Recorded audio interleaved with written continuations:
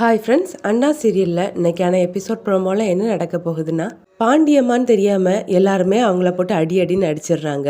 அந்த நேரம் மூப்படாத்தி அவரோட ஆட்களோடு அங்கே வர்றாரு. சரிங்க சர்வால், நான் இனிமேல் கூட்டிகிட்டு போய் அந்த திருடனை உண்டு இல்லைன்னு பண்ணிடுறேன்னு சொல்ல, ஒரு நிமிஷம் இரியா, என் வீட்டுக்கு திருட வந்த அந்த கேன பையனோட முகத்தை நான் பார்க்கணும்னு சொல்லி சவுந்தர பாண்டி பெட்ஷீட்டை நீக்கி பார்க்கும்போது அங்கே பாண்டியம்மா இருக்கிறத பார்த்து ஷாக் ஆகுறாங்க.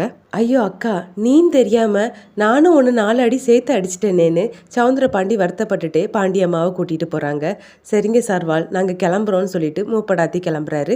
ஏல சிவபாலா, அது உன் அத்தன்னு தெரிஞ்சுதானே நீ அடிச்சேன்னு எசக்கி கேட்க, இல்லை மதினி, எனக்கு நிஜமாவே தெரியாதுன்னு சிவபாலான்னு சொல்கிறாரு.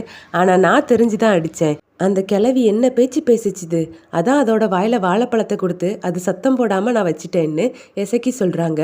நீ பெரிய ஆளு தாண்டி, ஆனால் அந்த கிளவிக்கு இதெல்லாம் தேவைதான். பேசின வாயிலையே 4 அடி போட்டாச்சுதுன்னு சொல்லி பாக்கியம், எசக்கி, சிவபாலன் 3 பேருமே சந்தோஷப்படுறாங்க. அடுத்த சீனில் சண்முக வீட்டுக்கு கேரளா போலீஸ்காரங்க வராங்க. அவங்க சூடாமணியோடைய பொருள் எல்லாத்தையுமே ஒப்படைக்கிறாங்க. அப்புறமா அவங்க வேலை செஞ்சதுக்கான ஊதியம்னு சொல்லி அந்த பணத்தையும் கொடுத்துட்டு போகிறாங்க. அம்மா அந்த பேக்கில் என்ன வச்சுருக்கோன்னு கனி கேட்க, அந்த பேக்கை சண்முகம் ஓப்பன் பண்ணி பார்க்குறாரு. அதில் சூடாமணியுடைய புடவை இருக்குது. அதை பார்த்து அவர் அழுறாரு. அடுத்ததாக ஒரு டைரி எடுத்து படிக்கிறாரு. அம்மா முதல் பக்கத்திலேயே நம்மளை பற்றி தாம்ல எழுதியிருக்குது, நம்ம பிறந்த தேதி எல்லாத்தையுமே எழுதி வச்சிருக்குதுன்னு சொல்ல பரணியும் அதை வாங்கி பார்க்குறாங்க. ஆமாடா, அப்படியே எழுதி வச்சிருக்காங்க.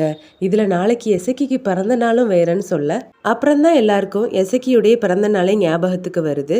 அப்புறமா வைகுண்டம் சூடாமணியை நினச்சி வருத்தப்பட்டு பேசுகிறாரு. சண்முகம் எசக்கி வீட்டுக்கு போய் நாளைக்கு எசக்கியோட பிறந்த நாள், அதனால முத்துப்பாண்டியையும் எசக்கியும் நாளைக்கு நாங்கள் சாப்பாட்டுக்கு கூப்பிடலான்னு இருக்கோன்னு சொல்ல தாராளமாக கூட்டிகிட்டு போகலான்னு பாக்கியம் சொல்கிறாங்க. என்னோட பிறந்த நாள் எனக்கே மறந்து போச்சுதுன்னு உனக்கு ஞாபகம் இருந்துச்சுதான்னு எசக்கி கேட்க, எங்களுக்கும் ஞாபகம் இல்லைல்ல, கேரளா போலீஸ்காரங்க அம்மாவுடைய பொருள் எல்லாத்தையும் கொண்டு வந்து தந்தாங்க. அதில் அம்மாவோட டைரி இருந்துச்சுது. அதை எடுத்து படிக்கும்போது தான் உனக்கு பிறந்த நாளுங்கிறத அம்மா குறித்து வச்சுருந்தாங்க. அதை பார்த்ததும் தான் எங்களுக்கும் ஞாபகம் வந்துச்சுன்னு சண்முகம் சொல்ல, அம்மா நம்மளை பற்றியெல்லாம் எழுதி வச்சிருக்குதான்னு சொல்லி எசக்கியும் வருத்தப்பட்டு அழுறாங்க. சரிங்க அத்தா, நாளைக்கு டிஎஸ்பி வர்றதுனால என்னை எங்கேயும் வெளியே போகக்கூடாதுன்னு சொல்லியிருக்காங்க. நான் ஸ்டேஷனுக்கு போய் எப்போ எனக்கு தோதுப்படுதோ அந்த நேரத்தை உங்ககிட்ட சொல்கிறேன்னு சொல்லிட்டு முத்துப்பாண்டி கிளம்புறாரு.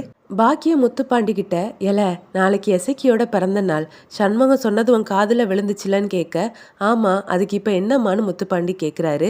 என் வாழ்க்கை தான் சரியில்லாமல் போயிடுச்சுது, நீயும் அந்த மாதிரி இருந்துடாத. உன் பொண்டாட்டிக்கு என்ன பிடிச்சிருக்குதுன்னு தெரிஞ்சுக்கிட்டு அதை வாங்கி கொடுன்னு சொல்ல சரிம்மான்னு முத்துப்பாண்டியும் சொல்கிறாரு. இதோட இந்த எபிசோட் முடியுது.